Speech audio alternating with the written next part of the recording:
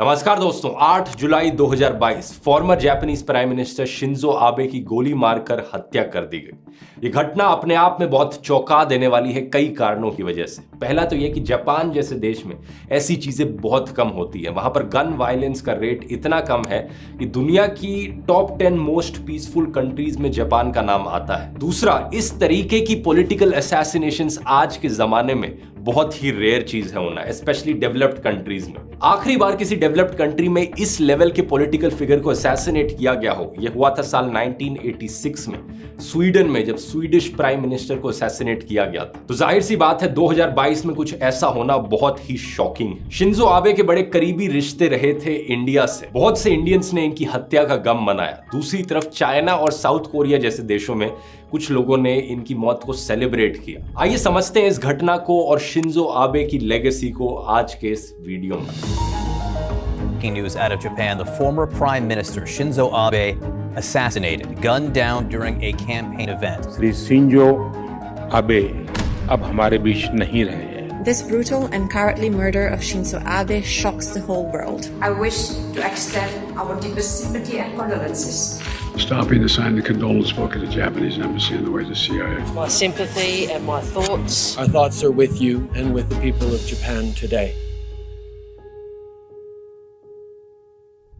दोस्तों, Shinzo Abe Japan की liberal democratic party के लीडर रहे थे। कुछ ही दिनों में इलेक्शंस होने वाली थी जापान में, तो वो कैंपेनिंग करने लग रहे थे अपने एक पॉलिटिकल कैंडिडेट के लिए। इसी दौरान उनकी हत्या करी गई। सुबह के 11:30 बजे गोली चलने की आवाज आई। वहां मौजूद भीड़ हैरान रह गई।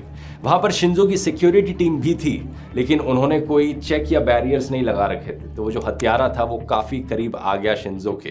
कुछ ही मीटर दूर से अपनी हैंडमेड गन से गोली चलाई। गोली चलाने के बाद वहां से उसने भागने की कोशिश भी नहीं करी। सिक्योरिटी ऑफिशियल्स ने उसे पकड़ लिया और अब वो पुलिस कस्टडी के अंदर है। इस हत्यारे का नाम है तेत्सुया यामागामी। ये एक 41 साल का आदमी है। ये पहले जापानीज नेवी में काम कर चुका है और सबसे अजीबोगरीब बात यह है कि इसका कहना है कि इस हत्या करने के पीछे इसका कोई पॉलिटिकल मोटिव नहीं था। ये कोई पॉलिटिकली एक्टिव इंसान भी नहीं है। यामागामी के अकॉर्डिंग इसने हत्या इसलिए करी क्योंकि इसकी मदर एक्चुअली में बैंकरप्ट हो गई थी, क्योंकि इसकी मदर ने बहुत सारा पैसा डोनेट किया था एक रिलीजियस ग्रुप को। जापान में जो रिलीजियस ग्रुप है, इसे एलिजिडली शिंजो आबे ने प्रमोट किया था। इस हत्यारे का कहना है कि ये पहले चाहता था कि किसी उस रिलीजियस ग्रुप के लीडर को मारे, लेकिन ये पॉसिबल नहीं हो पाया। इसने शिंजो आबे को टारगेट बनाया। एसोसिएटेड प्रेस ने यह भी रिपोर्ट किया है कि इस हत्यारे को शिंजो आबे की पॉलिटिकल आइडियोलॉजी से, पॉलिटिकल विचारों से कोई प्रॉब्लम नहीं थी। इस घटना को Japanese prime minister Fumio Kishida ने कंडेम किया। कहा कि इस तरीके की बारबैरिक और मैलिशियस घटनाएं बिल्कुल भी टॉलरेट नहीं की जाएंगी। ये हमारी डेमोक्रेसी की फाउंडेशन के अगेंस्ट है। जापानीज सोशल मीडिया पर #we want democracy not violence trend कर रहा था। बाकी और कंट्रीज के लीडर्स के द्वारा भी सिमिलर रिस्पॉन्स देखने को मिला। UK prime minister Boris Johnson ने इसे डेस्पिकेबल अटैक बताया। यूएस प्रेसिडेंट जो बाइडेन ने कहा कि 10 जुलाई के दिन को सारे यूएस फ्लैग्स को हाफ स्टाफ पर उड़ाया जाएगा शिंजो आबे को ऑनर करने के लिए। हालांकि कुछ चाइनीज नेशनलिस्ट और साउथ कोरियन लोग इनकी मौत का जश्न मना रहे थे। उनके पॉलिटिशियंस के द्वारा ऐसा रिस्पॉन्स नहीं देखने को मिला। साउथ कोरियन प्रेसिडेंट ने कहा यह attack unacceptable act of crime है। चाइनीज फॉरेन मिनिस्ट्री के स्पोक्सपर्सन ने कहा कि इस अनएक्सपेक्टेड इंसिडेंट को चाइनीज जापानीज रिलेशन से ना एसोसिएट किया जाए। जब उनसे पूछा गया कि चाइनीज सोशल मीडिया रिएक्शन को लेकर उनका क्या रिस्पॉन्स है, तो उन्होंने कोई कमेंट नहीं दिया। चाइना और साउथ कोरिया के दोस्तों हिस्टोरिकली काफी कॉम्प्लिकेटेड रिलेशंस रहे हैं जापान के साथ। शिंजो आबे को एक ऐसा लीडर कंसिडर किया जाता है जिनका बड़ा ही एग्रेसिव स्टांस था फॉरेन पॉलिसी में। पॉलिटिकली शिंजो आबे ने ऐसा क्या किया था कि चाइना और साउथ कोरिया में लोग उनसे इतनी नफरत करते हैं? इसकी बात मैं वीडियो में आगे करूंगा डिटेल में, लेकिन इससे पहले हम चीजों को इंडिया के पर्सपेक्टिव से देखते हैं। इंडिया में चाहे रूलिंग पार्टी हो चाहे ऑपोजिशन पार्टीज हो, सबका स्टांस एक ही रहा है शिंजो आबे को लेकर। ऑलमोस्ट हर इंडियन के मन में उनकी एक पॉजिटिव इमेज रही है। प्राइम मिनिस्टर नरेंद्र मोदी ने इन्हें एक ग्लोबल स्टेट्समैन, आउटस्टैंडिंग लीडर और एक रिमार्केबल एडमिनिस्ट्रेटर कहा और दुख जताया इनकी हत्या पर। 9 जुलाई को इन्होंने एक नेशनल मॉर्निंग भी डिक्लेयर करी। राष्ट्रपति भवन में कोई चेंज ऑफ गार्ड सेरेमनी नहीं हुई 9 जुलाई को as a mark of respect. Opposition leaders Rahul Gandhi, Arvind Kejriwal का भी सिमिलर रिस्पॉन्स था। इनकी तारीफ करी गई कि कैसे इन्होंने इंडिया और जापान के बीच स्ट्रैटेजिक रिलेशनशिप को और मजबूत बनाया था। असल में बात क्या है दोस्तों, इंडिया और जापान के बीच में जो स्ट्रॉन्ग बायलैटरल रिलेशनशिप रही है, इसकी फाउंडेशन ले करी गई थी जब इंडिया के प्रधानमंत्री अटल बिहारी वाजपेयी जी थे और जापान के प्रधानमंत्री थे योशिरो मोरी। अगस्त 2000 में जापान के प्रधानमंत्री इंडिया आए थे विजिट करने और यहां पर ये global partnership in the 21st century establish हुई थी। अगला बड़ा माइलस्टोन था अप्रैल 2005 में जब जापान के प्रधानमंत्री जूनिचिरो कोइजुमी इंडिया आए और उसके बाद से जापान और इंडिया के बीच में हर साल बायलैटरल समिट्स हुई। फिर दिसंबर 2006 में जब प्रधानमंत्री मनमोहन सिंह जी जापान गए तब इंडिया और जापान के बीच में रिलेशनशिप एक नए स्तर तक पहुंच गई, ग्लोबल एंड स्ट्रैटेजिक पार्टनरशिप में बदल गई। शिंजो आबे पहली बार प्राइम मिनिस्टर बने थे जापान के साल 2006 में और अगस्त 2007 में जब वो इंडिया आए उन्होंने इंडियन पार्लियामेंट को एड्रेस किया। यहां पर फाउंडेशन ले करी गई क्वाड ग्रुप की। क्वाड ग्रुप बेसिकली एक कोऑपरेशन का ग्रुप है जो 4 देशों के बीच में बनाया गया है, इंडिया, जापान, यूएसए और ऑस्ट्रेलिया। इसके ऊपर मैंने डिटेल में अलग से वीडियो बनाया था, अगर आप देखना चाहें तो देख सकते हैं, इसका लिंक मैं नीचे डिस्क्रिप्शन में डाल दूंगा। यहां पर शिंजो आबे ने अपनी एक फेमस स्पीच दी थी, the confluence of the 2 seas. इस स्पीच को काफी लेजेंडरी माना जाता है आज के टाइम में। इन्होंने पूछा कि हम कहां स्टैंड करते हैं हिस्टोरिकली और जियोग्राफिकली, और इन्होंने इस सवाल का जवाब दिया एक किताब को कोट करते हुए, एक ऐसी किताब जो साल 1655 में मुगल प्रिंस दारा शिको ने लिखी थी। इस किताब का नाम था मजमा उल बहारीन, मतलब कॉन्फ्लुएंस ऑफ द 2 सीज। यहां पर इन्होंने सुभाष चंद्र बोस और रविंद्रनाथ टैगोर के टाइज भी मेंशन किए जापान देश के साथ। इन्होंने अपना विजन बताया क्या है इंडिया और जापान के रिलेशंस को लेकर। इन्होंने बात करी कि कैसे टॉलरेंस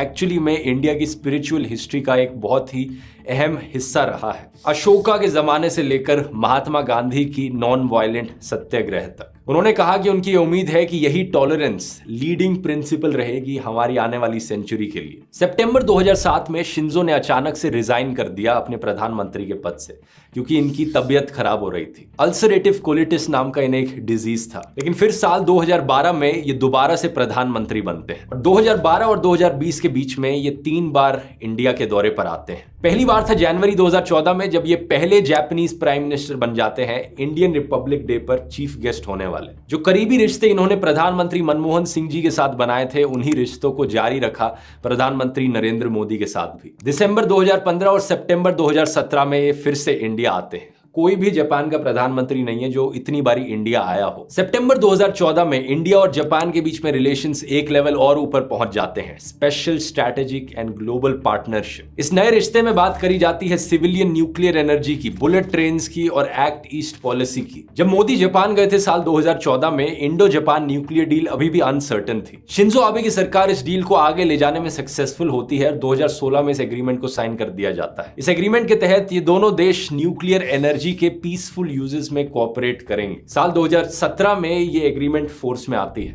अक्टूबर 2017 में जब चाइनीज एग्रेशन बढ़ रहा था इंडिया के बॉर्डर्स पर, डोकलाम का इशू हुआ था, तब शिंजो आबे का ही आइडिया था कि क्वाड ग्रुप को रिवाइव किया जाए और नवंबर 2017 में यही होता है जब इंडिया, जापान, ऑस्ट्रेलिया और यूएस के ऑफिशियल्स मनीला में मिलते हैं। रीसेंट टाइम्स में, जैसा आप जानते ही होंगे दोस्तों, इंडिया चाइना के बॉर्डर पर कई स्टैंड ऑफ्स देखने को मिले हैं। 2013 से 4 publicly known border stand offs हुए हैं, अप्रैल 2013 में, सितंबर 2014 में, जून अगस्त 2017 में और मई 2020 में। इंटरेस्टिंग चीज यह है कि शिंजो आबे के अंडर जापानीज सरकार एक्चुअली में इंडिया के साथ खड़ी रही है इन सारे स्टैंड ऑफ्स में। जापान ने हर केस में चाइना को क्रिटिसाइज किया था। सिमिलरली जो बहुत ही हाइप्ड बुलेट ट्रेन प्रोजेक्ट है मोदी सरकार का, उसके लिए भी इंडिया ने जापान के साथ ही कोऑपरेट किया है। चाइना के इन्फ्लुएंस को काउंटर करने के लिए इंडिया और जापान ने कई सारे जॉइंट प्रोजेक्ट्स भी प्लान किए हैं मालदीव्स और श्रीलंका में। अब यही कारण है दोस्तों कि साल 2021 में शिंजो आबे को पद्मा विभूषण अवार्ड दिया जाता है, इंडिया का 2nd हाईएस्ट सिविलियन अवार्ड। अब बात करते हैं दोस्तों शिंजो आबे के पॉलिटिकल करियर पर। इनका खुद का क्या इतिहास रहा है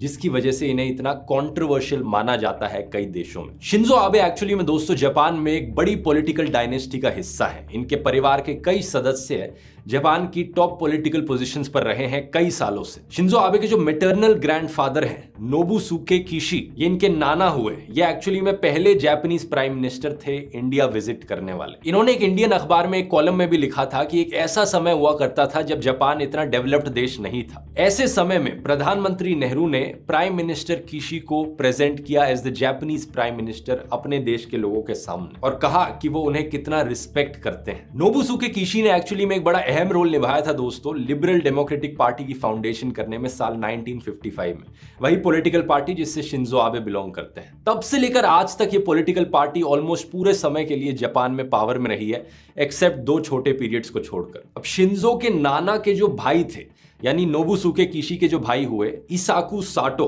ये भी जापान के प्रधानमंत्री बने थे। इसके अलावा जो शिंजो के पैटर्नल ग्रैंडफादर थे, जो इनके दादा हुए आबे कान, ये एक इलेक्टेड मेंबर थे हाउस ऑफ रिप्रेजेंटेटिव्स के। इसके अलावा शिंजो के जो पिता थे आबे शिंतारो, ये जापान के फॉरेन मिनिस्टर बने थे एक टाइम पर। तो जैसा मैंने बताया परिवार के बहुत सारे सदस्य एक्चुअली में पॉलिटिक्स में पावर में रहे हैं, बड़ी डायनेस्टी है। लेकिन 2 लोग जिन पर सबसे ज्यादा फोकस करना चाहिए यहां पर वो है शिंजो के नाना और शिंजो के दादा, क्योंकि है तो ये एक ही परिवार के, लेकिन इन दोनों की आइडियोलॉजी एक दूसरे से बिल्कुल अलग थी। एक विचारधारा जो हॉक की है, जो बहुत ही एग्रेसिव विचारधारा है, और दूसरी जो शांति पीस की है, जिसे डव कह सकते हो। तो ये शांति की निशानी थे एक्चुअली में शिंजो के दादा आबे कान, जो मिलिटरिस्ट सरकार को अपोज करते थे। ये एक्टिवली कैंपेन कर रहे थे कि जापान वर्ल्ड वॉर 2 में हिस्सा ना ले, और रीजन बड़ा क्लियर है इसके पीछे, क्योंकि जापान अगर वॉर में हिस्सा ना लेता तो पर्ल हार्बर पर जो जापानीज ने बॉम्बिंग करी उसे रोका जा सकता था,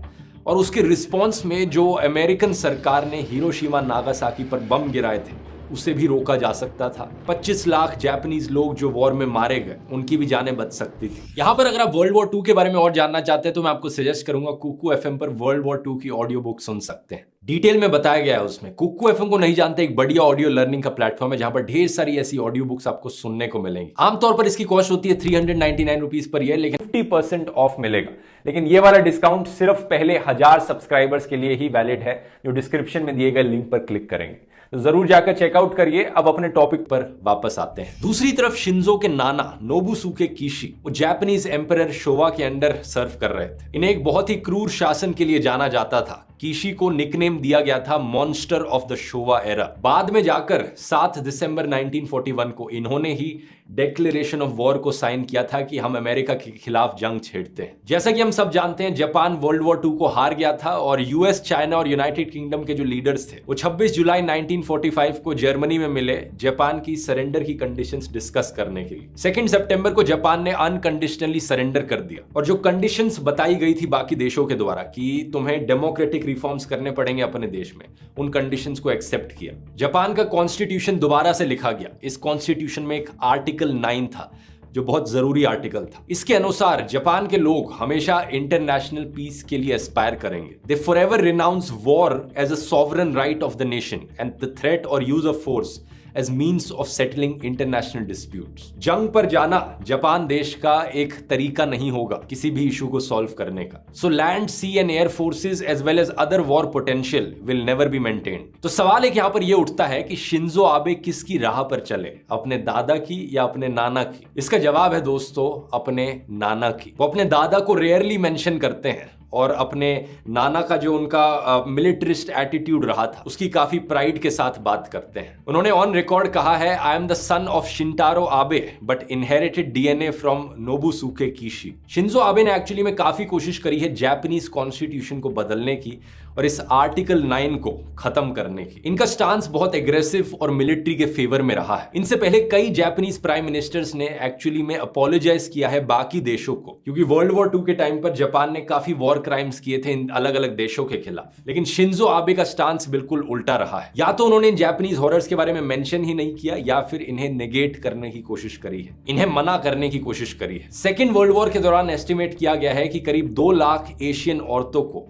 किडनैप किया गया था, बंदी बनाया गया था और स्लेव्स की तरह इस्तेमाल किया गया था जापानीज सोल्जर्स के लिए कंफर्ट स्टेशंस में। 2015 में शिंजो को काफी क्रिटिसिज्म फेस करना पड़ा क्योंकि उन्होंने इस कंफर्ट वुमेन के इशू को डाउन प्ले किया था। एक और मेजर कंट्रोवर्सी इनके पॉलिटिकल करियर में उठी थी साल 2007 में, जब कई करप्शन एलिगेशंस लगाई गई इनके ऊपर। इनकी सरकार को क्रिटिसाइज किया गया करीब 5 करोड़ मिसिंग पेंशन रिकॉर्ड्स के लिए। इसके अलावा आज के दिन दोस्तों जापान एक्चुअली में साउथ कोरिया देश को सू करने लग रहा है वर्ल्ड ट्रेड ऑर्गेनाइजेशन में, क्योंकि साउथ कोरिया ने जापानीज इंपोर्ट्स पर बैन लगा रखा है। बैन लगाने के पीछे कारण था वो जो न्यूक्लियर डिजास्टर हुआ था फुकुशिमा का साल 2015 में। साउथ कोरियन सरकार नहीं चाहती कि ये रेडियो एक्टिव कंटेमिनेटेड खाना एक्चुअली में जापान से इंपोर्ट हो साउथ कोरिया में, लेकिन जापान इस चीज को अनफेयर मानता है, इसलिए साउथ कोरिया के अगेंस्ट जा रखा है। तो अब समझ सकते हैं कि साउथ कोरिया के लोग क्यों अगेंस्ट हैं जापान के। इससे पहले जो मैंने आपको कंफर्ट वुमेन वाला इशू बताया, उन औरतों को कहां से किडनैप किया गया था? साउथ कोरिया से किया गया था, चाइना जैसे देशों से किया गया था। तो चाइनीज और साउथ कोरियन लोग बहुत स्ट्रांगली फील करते हैं इसके बारे में। लेकिन इन सब चीजों के बावजूद भी शिंजो आबे की एक इमेज बन पाई एज अ सक्सेसफुल पॉलिटिशियन,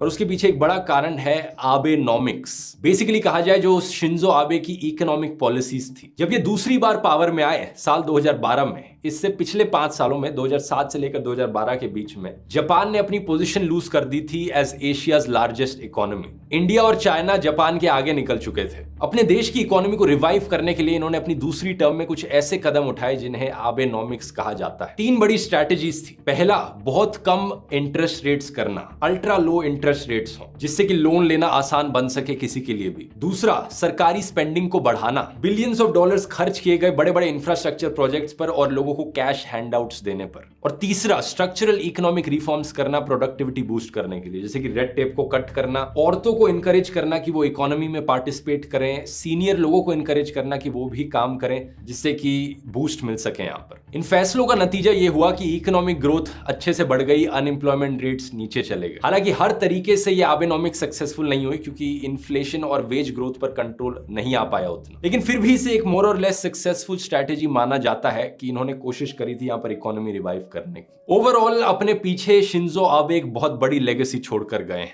आज के इस वीडियो के लिए इतना ही दोस्तों। आपकी क्या राय है नीचे कमेंट्स में लिखकर बता सकते हैं, और ऐसे ही और वीडियोस देखना चाहें इस प्लेलिस्ट पर क्लिक करके देख सकते हैं। मिलते हैं अगले वीडियो में। बहुत बहुत धन्यवाद।